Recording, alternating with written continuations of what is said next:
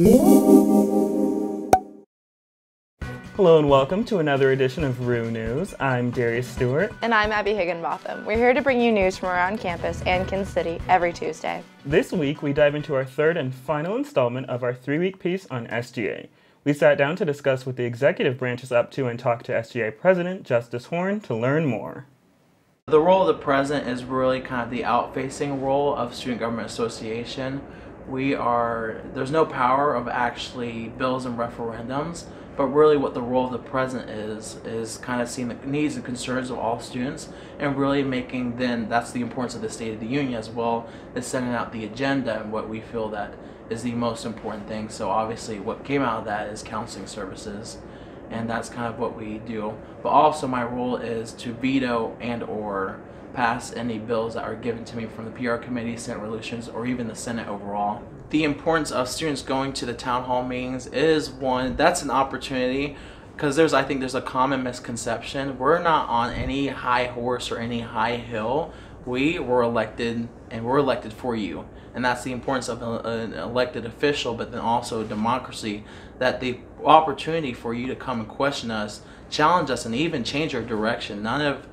None of everything we do is ever set in stone. Even when I came into being president, I would have never thought that we would tackle counseling services. It's why it's important to be out there, not be cooped up in our office, but be accessible. But this is, without a doubt, what we heard was the #1 priority of our students. So really, I think the importance is so we know how to act, because we're only going to act on what we know. And that's why we try so hard to be out there, be transparent, and be accessible, because things change every day. Courtwarming concluded its week of festivities with Anishka Safronov and Marcus Thew being crowned RU royalty last Saturday at UMKC's Courtwarming Coronation basketball game.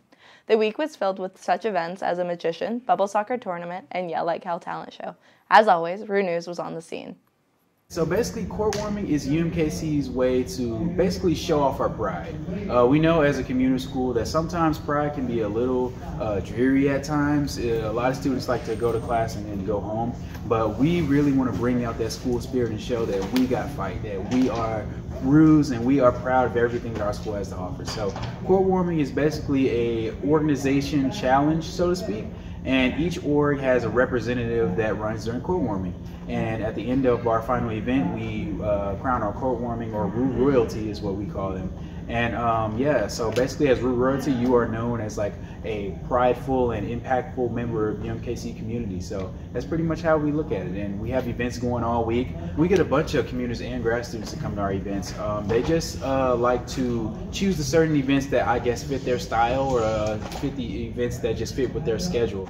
I moved to America from Hong Kong. I was 14 years old, and I just, as an immigrant, I would pay a lot of attention to how other people would perceive me. So I use magic to deflect their attention from seeing my insecurity, or make them think I'm cool.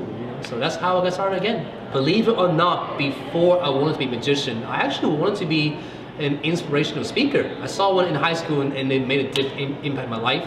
And magic is something that I've always loved. It's intriguing, you know. So if there's a way to combine two of my love together, perfect. And what I found is that, you know, a lot of the messages I want to share, it's very simple and very straightforward. You know, sometimes the best truths are the most simplest truths, right?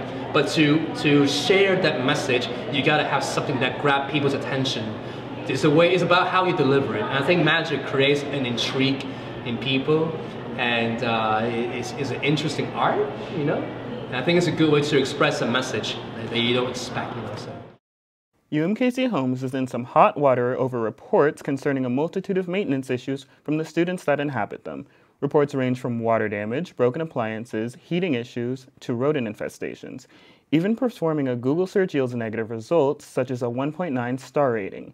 UMKC Homes has yet to comment on these concerns, and students remain worried. If you've driven across campus, you know the massive issue plaguing UMKC and Kansas City, potholes. Potholes have been a source of frustration for Kansas Cityans for years. UMKC students share this concern, as many students commute to campus. However, Mayor Quinton Lucas introduced a budget for 2020 that includes an increase to infrastructure spending, with the $17 million now available in the Streets Resurfacing Fund. Lucas hopes that this new budget will allow for safer roads in Kansas City. Student oral health may not be the first or most cost-effective priority there is. However, that doesn't mean it should go ignored. UMKC students qualify for a free checkup as well as other discounts at the School of Dentistry. There, the students, along with their highly trained professors, can solve most oral issues and can provide a referral to a more qualified service should the need arise. This not only allows for a cheaper and easier experience, but also helps the students in the program gain valuable experience for their future. That's it for today's top stories. Next, we go to our sports correspondent, Sarah Battle. Thanks, guys. First up, Kansas City women's basketball team fell short in a tough game on Thursday night to Grand Canyon 62-56. The Roos were led by senior guard Erica Mattingly, who had 19 points and 6 rebounds. Kansas City responded with a monumental win over CSU Bakersfield on Saturday at Swinney Center 58-43. Erica Mattingly once again led the Roos to victory, collecting 18 points and 8 boards. Kansas City men's basketball team had an up-and-down week, going 1-1 on the road. On Thursday, the Roos suffered an overtime loss at Grand Canyon 71-66. It was a collective effort by Kansas City, who had 3 scores in double digits, including Jordan Giles with 12 points, Rob Whitfield with 13, and Javen White, who contributed with 10 points. The Roos bounced back with an impressive 59-53 victory over CSU Bakersfield on Saturday night.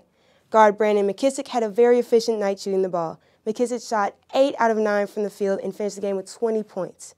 Coming up this Wednesday, the women's basketball team will travel to California to take on California Baptist at 8 p.m. The men's basketball team will host California Baptist on Wednesday at 7 p.m. at Swinney Center. That's your Kansas City Sports Update. I'm Sarah Battle with Rue News. Back to you, Darius and Abby. Thanks, Sarah. So that's all we have for you today. Thank you for tuning into this week's episode of Rue News. I'm Darius Stewart. And I'm Abby Higginbotham. See you next Tuesday.